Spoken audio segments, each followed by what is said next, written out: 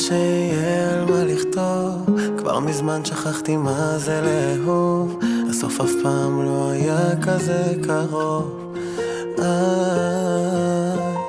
פיניתי לכבודך מקום בזיכרון, הכנתי את הלב שלי לשברון, ואת תמימה עוד מסדרת את הארון. לא מלחמה ולא הסכם שלום ולא להתראות יותר, נמאס לי לוותר עליי במקום עלייך עד היום, זה הרגיש לי לא כוחות, עכשיו תראי גם הדמעות בוכות.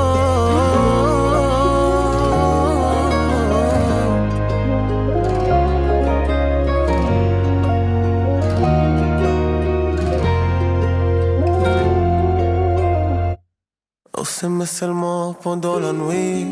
Tu aimais mes bras, mais tu m'aimais pas, et l'on se détruisait doucement. Je te promets, je suis désolé, mais je peux pas m'excuser. Dis-moi juste que tu vas bien, Baruch Hashem, moi aussi je veux bien. On a fait notre chemin, je ne pouvais plus me battre encore. Non, pas de guerre, mais pas d'accord. La paix, mais je ne souhaite plus te voir encore. Je me suis assez perdu dans tes bras. Aujourd'hui c'est la fin. Je ne vais plus et je ne peux plus.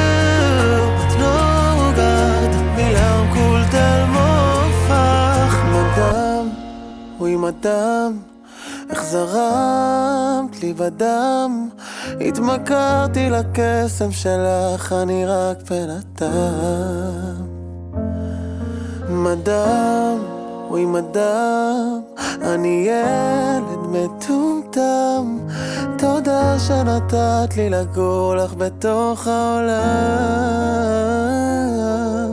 את שברת אותי עם כוונות טובות, ראית מה שלא ראיתי, את תמיד נשארת, את צודקת ובסוף אני טעיתי. איך הלך לי אישה מפוארת, כמו בחור שאיבד את הדרך, ואת כמו סם.